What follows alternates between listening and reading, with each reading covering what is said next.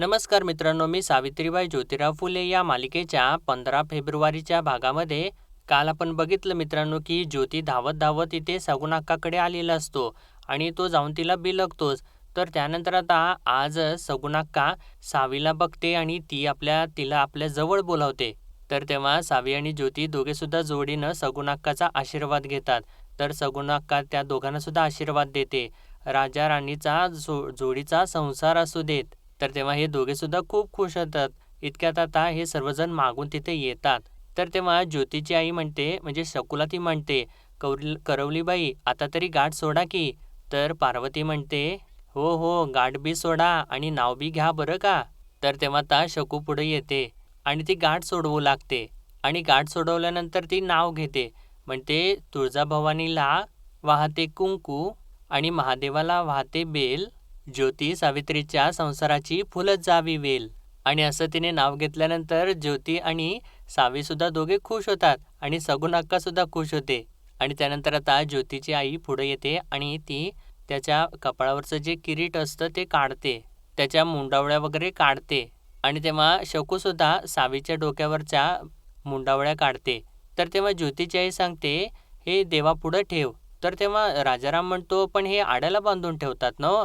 तर तेव्हा ज्योतीची आई म्हणते, 2 दिवस राहू देत की देवासमोर, मग नंतर बांधूयात आपण आड्याला. तर तेव्हा पार्वती बरोबर असं म्हणते आणि ठेवते असं सांगून ती तिथून निघून जाते. तर तेव्हा ज्योती आणि सावी एकमेकांच्याकडे बघून लाजत असतात. तर मित्रांनो आता इकडे पाटील जे असतात ते खूप दुःखी असतात आणि त्यांना ते सगळं काही आठवत असतं. ते एकटेच बसलेले असतात. त्यांना आता तो क्षण आठवत असतो ज्यावेळेस त्यांनी शेवटचा आता सावीला उचलून घेतलेलं असतं आणि सावी खूप रडत असते. आणि त्यानंतर तो क्षण सुद्धा आठवतो ज्यावेळेस सावी आता बैलगाडीमध्ये बसून चाललेली असते आणि ते एकटाच असा काही तो सगळा विचार करत बसलेले असतात. इतक्यातच आता सावीची आई तिथं येते आणि त्यांच्या शेजारी येऊन बसते आणि एकदमच त्यांना विचारते, कुठवर गेली असेल ओ चिमणी? पोचल्या असतील का गाड्या? पहिल्यांदाच एवढी लांब गेली आहे आणि लई लांब आहे का हो पुन्हा? दमलं बी असेल आणि सकोप्याची माझी लेक गाडीत बसून बसून शिनलं बी असेल, सवय नाही ना हो तिला. तर सावीची आई अशी एकटीच बोलत असते आणि आता पाटील म्हणतात, माझं बी चित्त थाऱ्यावर नाही बघ लक्ष्मी, सारखा लेकीचा आठव येतोय. असं वाटतंय आत्ता अंबाबाईच्या देवळातनं येईल पळत पळत पळत, आबा आबा आबा करत. डोईवरचा फेटा बाजूला सरळ आणि हलक्या हातानं अंगारा बी लावल.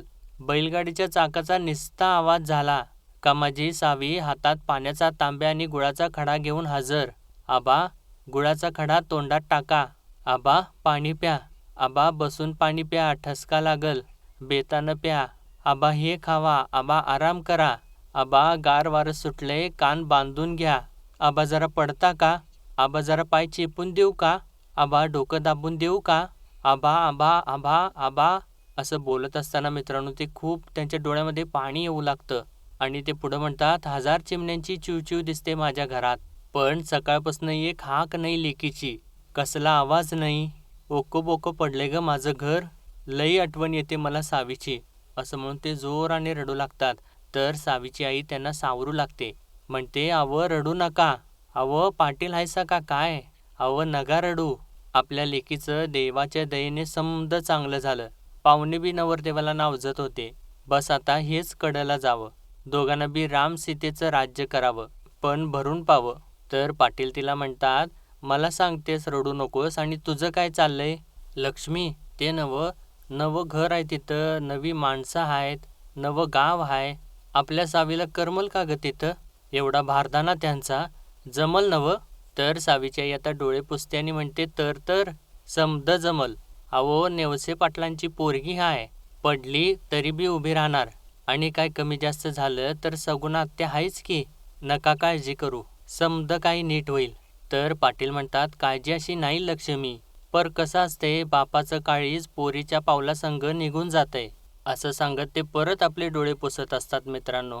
तर इकडे आता सामान बाहेर काढायचं म्हणजे बैलगाडीमधून उतरवायचं काम सुरू असतं.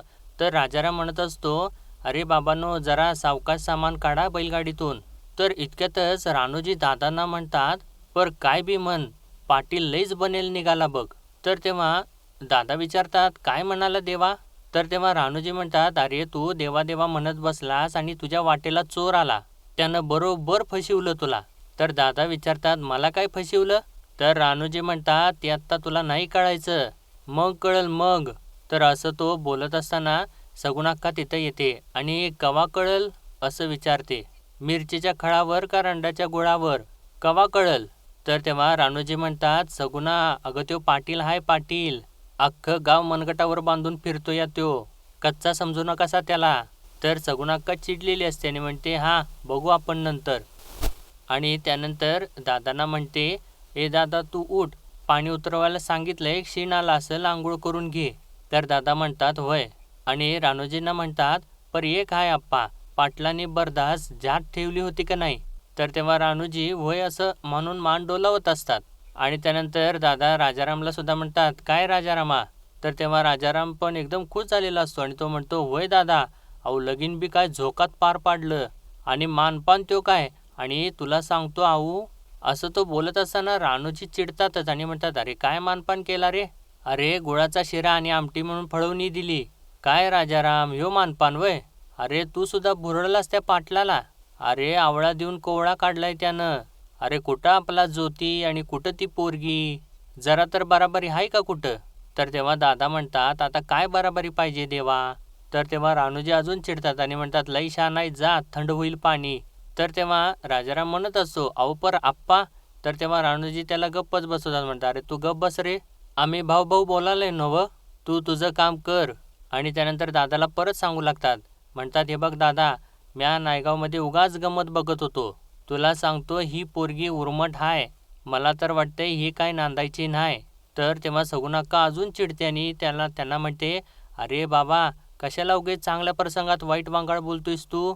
तर तेव्हा रानूजी म्हणतात, आता म्या काय वाईट वांगाळ बोललो ग?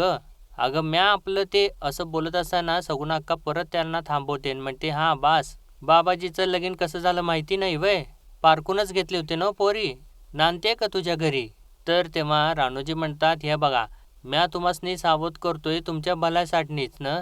तर सगुणा किती उराकलंस? तर सगुणाक्का म्हणते, हां बास झालं, घरच्या लक्ष्मीबद्दल वांगाळ बोलायचं नाही सांगून ठेवते.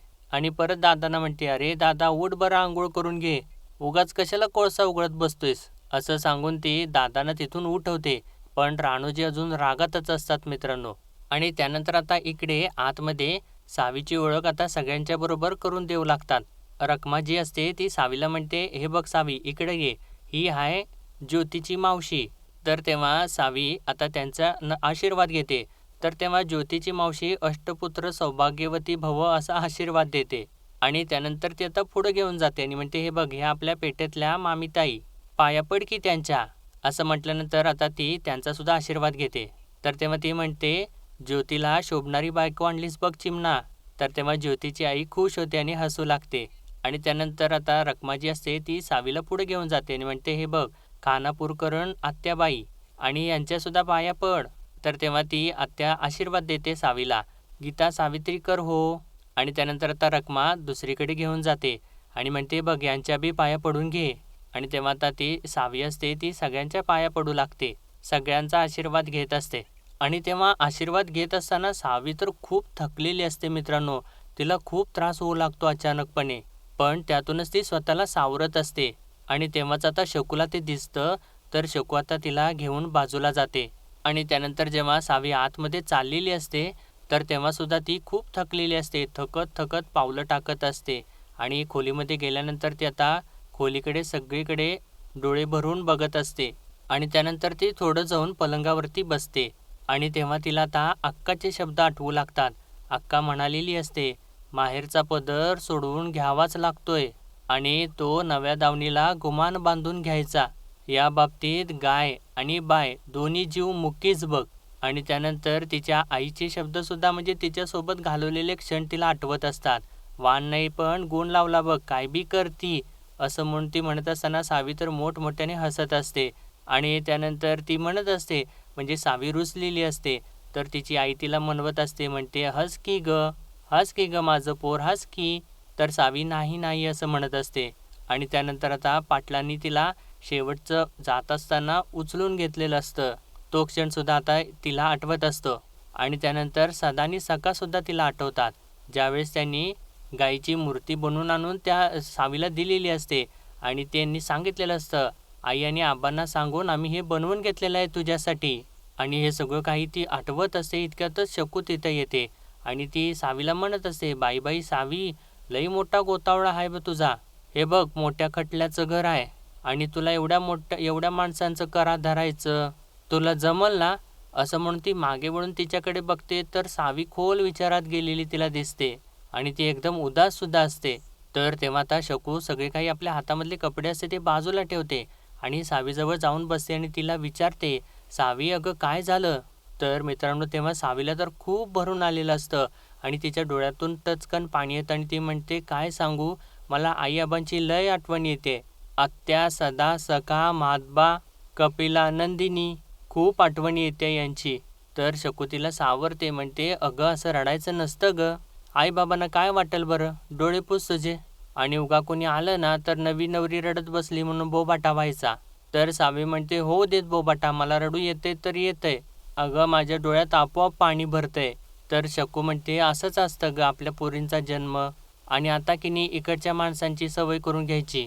आणि त्यानंतर ती उठते आणि उठत असंच बोलते, ती म्हणते, आणि एक गोष्ट लक्षात ठेवायची सावी, हे आता आपला नायगाव नाही आहे, तुझं सासर आहे पुणे.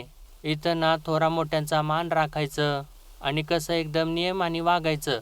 सकाळी उठून झाडून पुसून घेऊन सगळं घर आवरून ठेवायचं. असं ती सर्व काही बोलत असते एकटीनेच. पण इकडे मात्र आता सावीला एकदमच डोळा लागतो आणि ती खाली झोपीत जाते.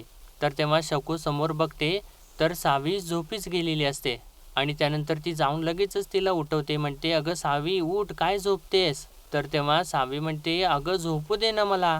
तर तेव्हा शकू म्हणते, नवी नवरी अशी झोपली ना की नावं ठेवत्याल इकडची लोक. तर सावी सांगू लागते, मी आईला म्हणाले ना की आई मी झोपते तर आई केवढी आनंदी व्हायची. मला नुसतं म्हणायची की बाळ झोप जरा, मांडीवर डोकं ठेव. तर शकू म्हणते, अगं ते माहेरात, आता तू इकडं सासरी आहेस की नाही, चल बरं डोळे पुस, आता तुझं सोनमुख बघायचा कार्यक्रम आहे ना, मग असं तुझं रडकं तोंड बघणार आहे का तुझी सासू? असं म्हणून ती रडून दाखवते.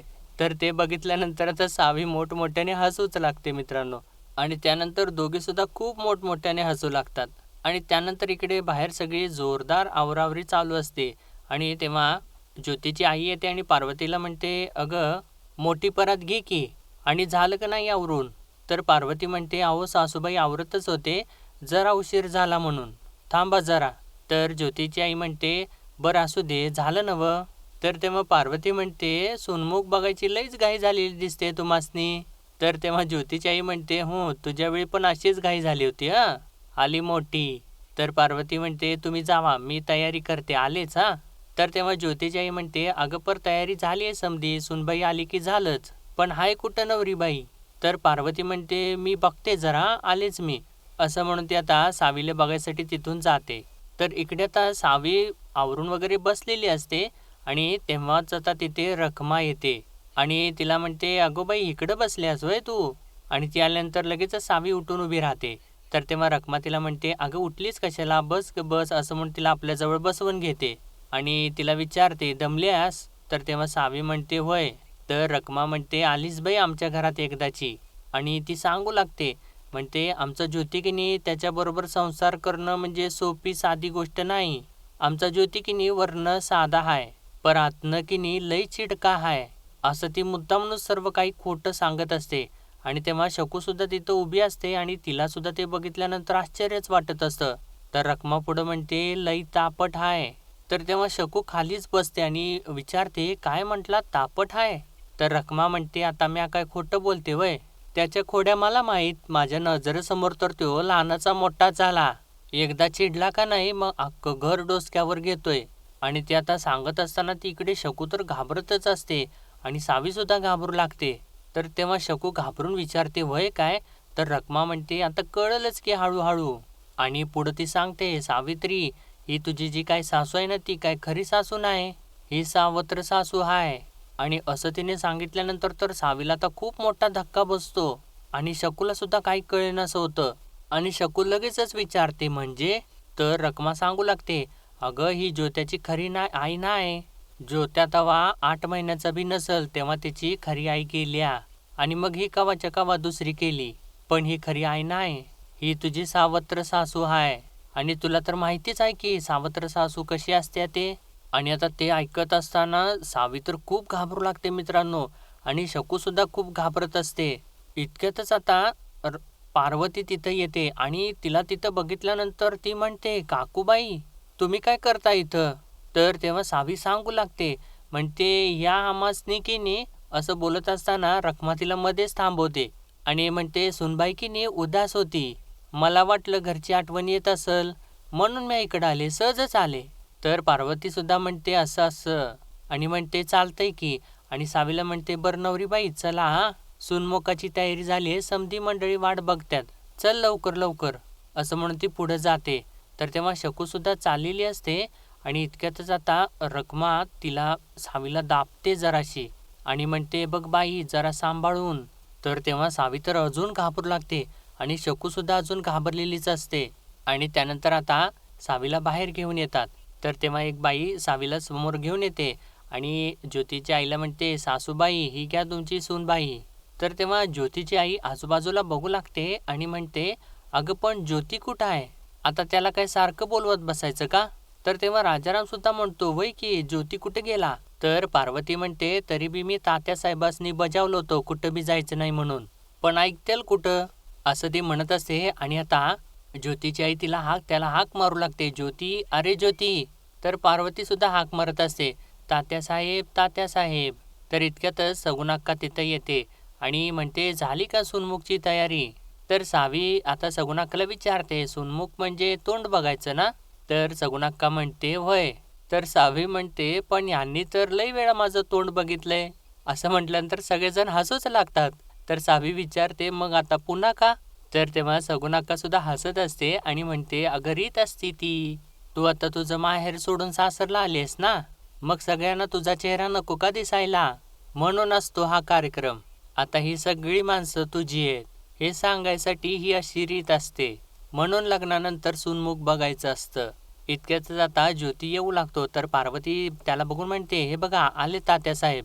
तर तेव्हा ज्योती आतमध्ये येतो आणि बरोबर सावीच्या समोर उभा राहतो आणि त्याच्या हातामध्ये पुस्तकच असतं. आणि त्यानंतर आता तो सावीकडे एकटक बघू लागतो आणि सावीसुद्धा त्याच्याकडे एकटक बघत हसत लाजत असते. तर तेव्हा त्या रखमा सावीला म्हणते, "सावित्री, सासूबाईंच्या मांडीवरती बस बाई." आणि ज्योतीला सुद्धा म्हणते, "ज्योती तू बी बस." तर तेव्हा ज्योतीची आई तिला थोडंसं थांबवते आणि म्हणते, "पण त्या अगोदर सुनबाई हे बघा."